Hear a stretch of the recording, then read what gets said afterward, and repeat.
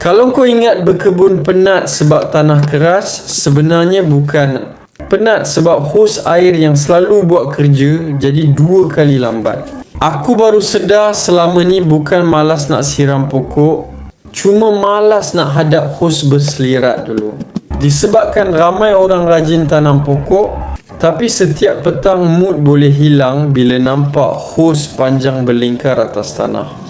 Sejak mula rajin berkebun di halaman rumah, aku perasan rutin jaga tanaman sebenarnya bukan sekadar hobi, tapi jadi masa untuk rehatkan fikiran.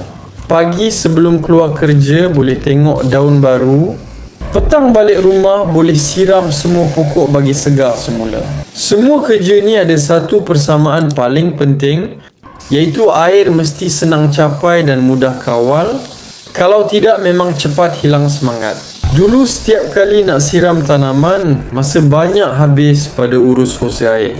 Nak alih ke sudut lain berat, hos berpintal atas tanah, dan bila habis guna kena gulung satu-satu. Kadang bukan malas berkebun, tapi penat nak berdepan benda tu dulu. Sampai ada hari pokok cuma disiram ala kadar sebab nak cepat siap. Bila dah guna hos reel automatik 15 meter yang dipasang terus pada dinding luar rumah, rutin berkebun terus rasa lebih lancar. Nak mula kerja cuma tarik hos ikut kawasan yang nak pergi. Panjang dia cukup untuk capai dari kawasan garaj sampai ke hujung laman.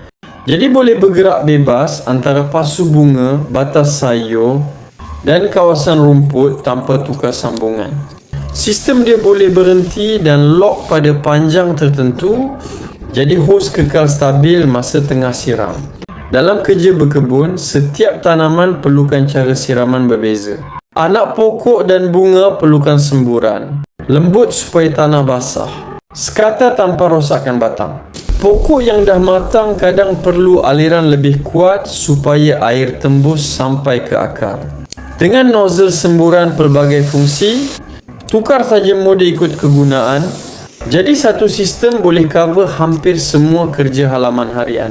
Perkara paling ketara terasa ialah bila kerja dah siap. Tak ada lagi sesi berdiri lama, gulung hos manual atau susun lingkar atas tanah. Cuma tarik sedikit dan hos terus masuk semula ke dalam stesen secara automatik.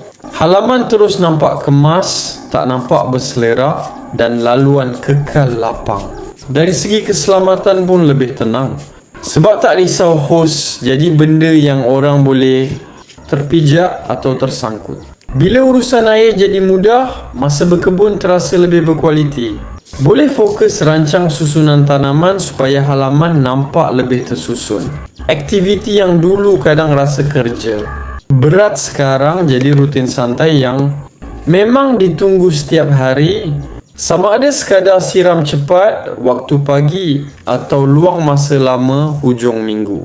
Kalau kau pun ada halaman rumah, suka tanam pokok bunga, sayur atau nak kawasan luar sentiasa nampak hidup dan terjaga, sistem hos automatik macam ni memang bantu buat kerja lebih cepat, lebih kemas dan jauh kurang penat.